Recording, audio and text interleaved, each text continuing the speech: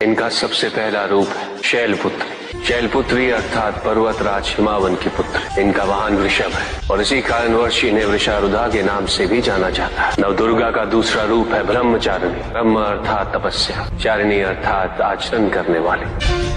ये रूप उस ज्ञान व आचरण का प्रतीक है जिसके माध्यम से इन्होंने मुझे अपने पति के रूप में प्राप्त किया। नवदुर्गा का तीसरा रूप है चंद्रघंटा। मस्तक पे घंटे के आकार में आधा चंद्र। ये रूप अत्यंत शांतिदायक कल्याणकारी है। विभिन्न प्रकार के अस्त्र और शस्त्र इनकी 8 भुजाओं में सुसज्जित है। इनका तीसरा नेत्र सदैव खुला रहता है। चंद्रघंटा का वाहन सिंह है। ये युद्ध करने हेतु सदैव तत्पर रहती है। इनकी आराधना करने से निर्भीकता और वीरता के साथ ही सौम्यता और विनम्रता का विकास निश्चित है। ये जो मृत्यु देती है वो सुख कारक और निर्भय अवस्था में होती है। इनकी मंद मंद हंसी से संसार का जन्म संभव होता है। यह है नवदुर्गा का चौथा रूप जिसे कुष्मांडा के नाम से जाना जाता है। अष्टभुजा, शस्त्रधारिणी, व्याघ्रवाहिनी, हिरण्यवर्णा।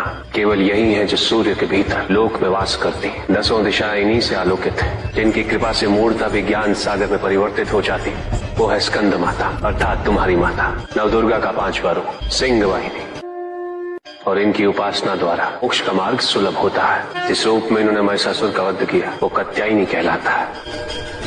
इनकी आराधना करने से अर्थ, धर्म, काम और मोक्ष फलों की प्राप्ति होती है। श्याम रंग, खुले केश, एक हाथ में लोहे का कांटा और एक में खड़ग, जिनका आशीष शुभों का कर्ता और कारक है। ये रूप काल रात्रि रूप कहलाता है। ये अंधकार का विनाश करती है। इनकी आराधना करने से असुरी शक्तियां भी भयभीत हो जाती है। श्वेत वर्ण, श्वेत वस्त्रों से सुसज्जित, चतुर्भुज, त्रिशूलधारी, तालवाद्य धारण करने वाली ये इस रूप में अपने उपासकों को अभयदान देती। ये इनका महागौरी रूप है। माँ दुर्गा का 9वां रूप सिद्धदात्री कहलाता है। प्रकम्य, अश्वित्व, अशित्व, ये 8 सिद्धियां केवल इन्हीं की कृपा से प्राप्त हो सकती। मेरा अर्धनारीश्वर रूप इनके सिद्धदात्री रूप की ही देन है।